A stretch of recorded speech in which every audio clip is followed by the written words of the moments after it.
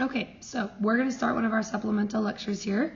If you're on your notes, we're on rocket ship notes. On the back, where it says Culture of the 1950s. So we're kind of going to be going over all the different things that were happening in the 1950s during arms race, space race, and things like that. Now, one of the big things that's happening during this time is just a lot of technological advancements. In particular, a lot of these are caused by World War II. So we have a lot of World War II advancements, and because of that, we're going to have advancements in America as a whole. Now, for example, penicillin. Penicillin was being used in the war as a great way to be able to assist people who are sick or injured. And because of that, penicillin also comes into America during the 1950s in order to help everybody who's sick in America. So kind of the impact of World War II, Great Cause and Effect essay could include the use of penicillin. Now, additionally, the television is going to be a major impact as well. Now, when we've talked about before about the Vietnam War, that's kind of how you know about this technological advancement, right? We know it's really important to be able to have the TV because now we can have news come in just a split second instead of having to wait a couple of weeks to be able to get the propaganda films in the TV or in the news reels on the movie theaters. So now what we're going to have is we're going to have TVs that are just going to be right there, and it starts the birth of the television era in America. Now, following World War II, we're going to have a couple of major bills, and especially with veterans, right? And one of those bills is going to be what's called the GI Bill of Rights, which is an important term in terms of cause and effects of the World War II. So what the GI Bill basically does is you have a lot of veterans that are going to be coming home, and they're going to want to not only have a job, but a stable life ahead of them. And one of those things is education. So before, when you were a veteran, you came home and you worked the same job that you started with. Well, the problem is that when you work the same job that you start with, you don't really have a lot of progression. And a lot of that is through those blue jobs, so those industrial jobs that we talked about. Now you can go to school. So the GI Bill is actually going to provide funding for you to be able to go to school and get an education.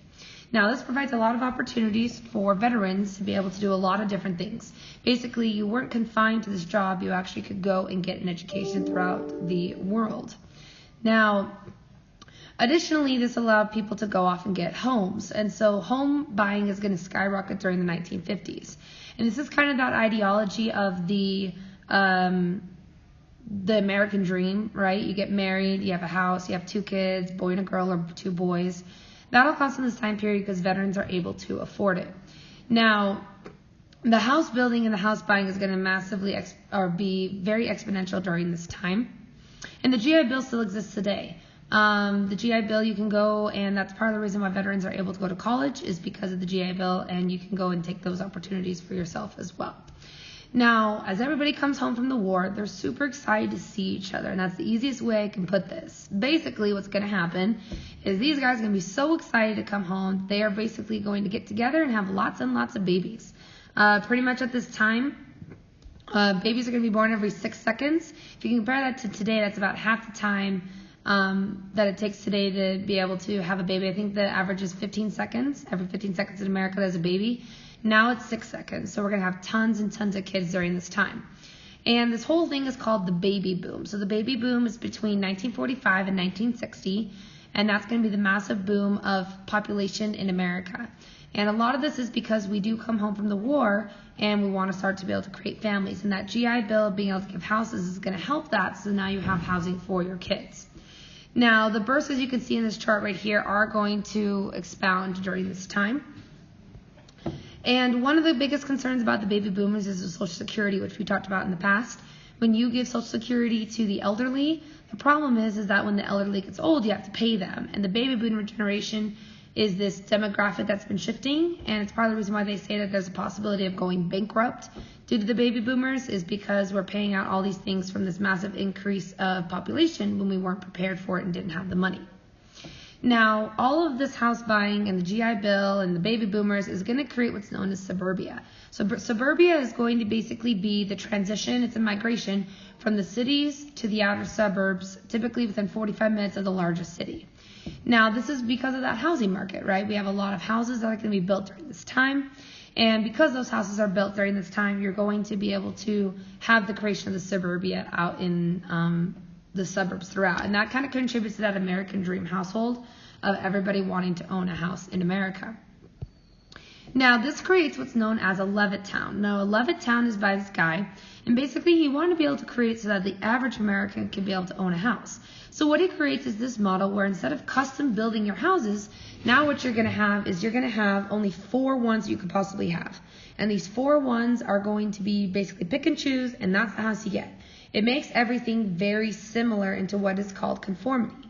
Now, this helps the average person be able to afford a home. It is very cheap to be able to afford a home during this time, which is very helpful.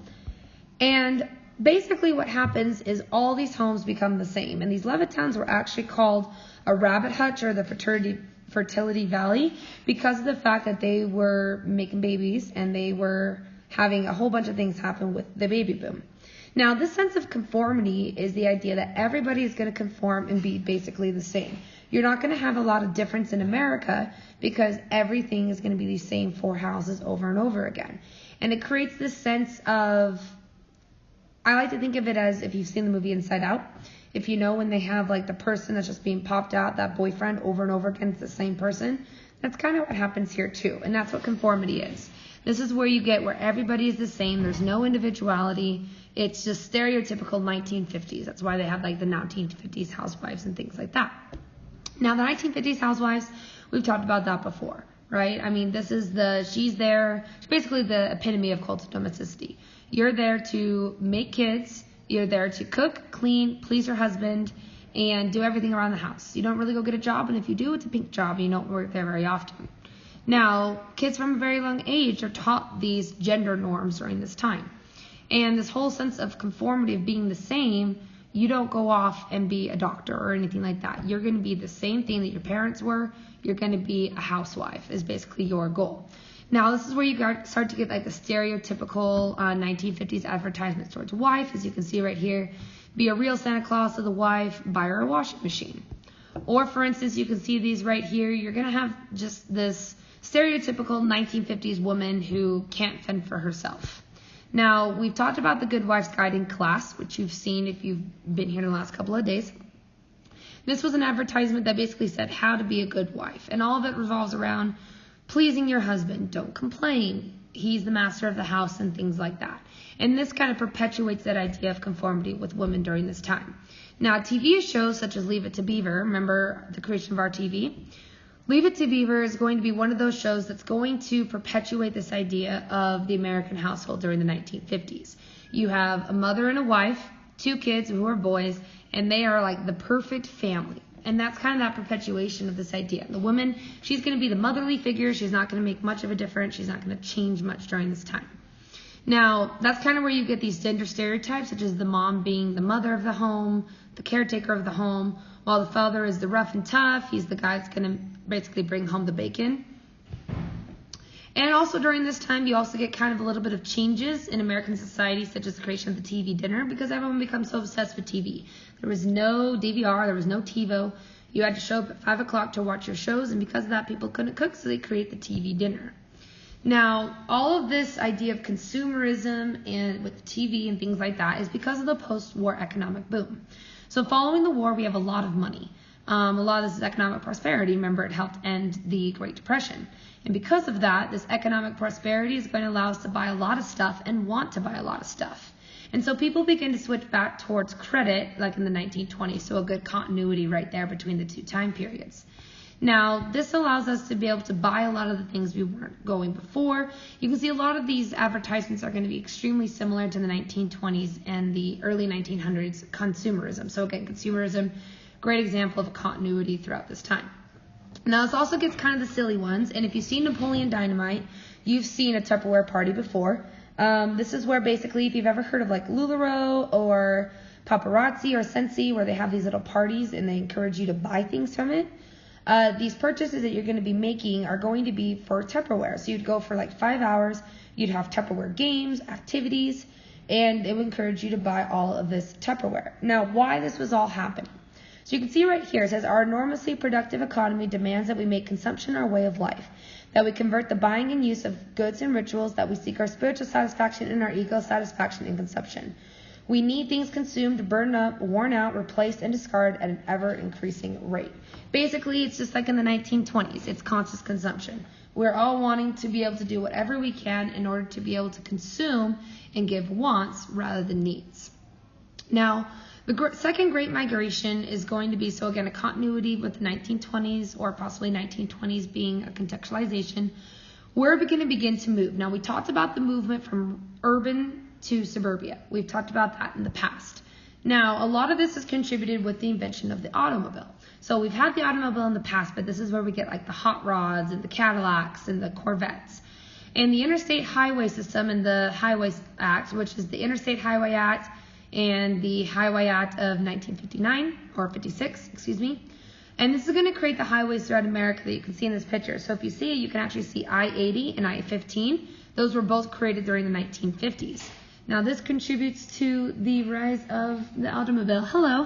Hi, so if I can talk to you for a second, is that alright? Yeah, what are you talking about? Just my grades, if that's okay. If you're busy, I can